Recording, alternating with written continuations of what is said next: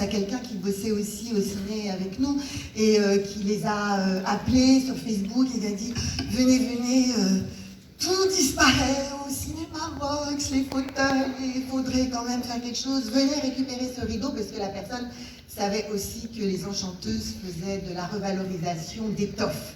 Donc elles sont venues récupérer ce magnifique rideau.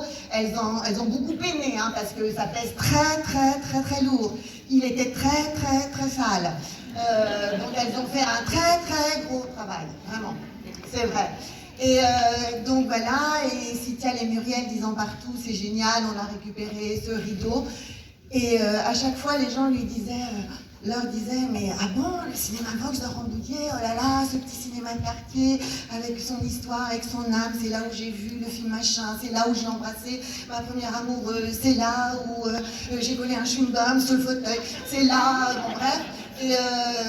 Et du coup, et puis ça finissait, parfois, et la dame du cinéma. Et Cynthia et Muriel disant, mais qui sont ces personnes? Il faut qu'on les rencontre. Et le hasard des liens, des rencontres, et c'est l'histoire aussi de notre ville de Rambouillet, où en même temps, on finit par se connaître tous un peu, hein, voilà, on se reconnaît. Et une amie, Corinne, qui fait du chant, de la musique avec Cynthia, a dit, mais tu cherches Claire? Et Claire, c'est une amie à moi. Bon, voilà, c'est comme ça qu'on s'est rencontrés. Alors, je me retrouve face à Muriel et Cynthia, qui me disent, Claire, avec beaucoup d'émotion, Claire, on est vraiment très heureuse d'avoir récupéré ce rideau. On va en faire de très belles choses. Et vous avez vu le résultat, c'est au-dessus de ce qu'on pouvait imaginer. Ma première petite réaction a été de me dire, votre beau rideau, découpé en petits morceaux, pour en faire des sacs. J'ai eu un petit moment de flottement. Et puis là, très vite, m'est arrivée une autre idée, parce que en fait, je suis assez... j'en ai plusieurs à la seconde, je crois.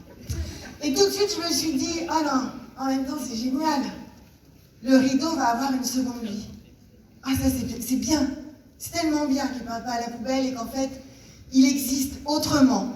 Et c'est aussi l'histoire de tout ce qu'on est en train de traverser, hein, où, voilà, recycler, transformer, faire attention à ce qu'on jette, à ce qu'on achète, à ce qu'on récupère. Donc c'est génial.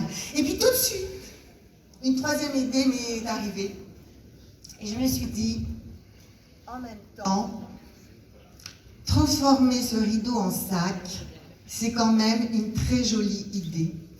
Parce que notre rideau rouge, alors j'en vois un petit bout là, ça donne l'impression d'un tout petit mini salle de cinéma. Notre rideau, il a protégé tant de mystères. Il a gardé au chaud derrière ses pendrillons des comédiens, des comédiennes, des histoires, des aventures, des documentaires.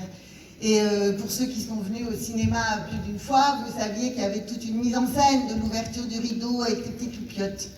Et je me suis dit, c'est pas mal en fait que ça soit des sacs. Parce que les sacs des femmes, c'est quand même un mystère. On transforme, je sais pas vous, moi du coup j'ai plutôt des gros machins, j'essaye d'en avoir des tout petits au fur et à mesure mais j'y arrive pas. En fait, dans nos sacs, on transporte un peu de nos enfants, un peu de nos familles, un peu de notre santé, un peu de notre beauté, un peu de notre travail, en fait, beaucoup, parfois, quand même, les agendas, les crayons, les machins. Dans nos sacs, on a plein de choses. Et c'est assez mystérieux pour certains aussi, de demander mais pourquoi tu pars avec un si gros sac, pourquoi tu as besoin d'un sac comme ça et donc en même temps c'est génial. Voilà, la boucle est bouclée, je trouve.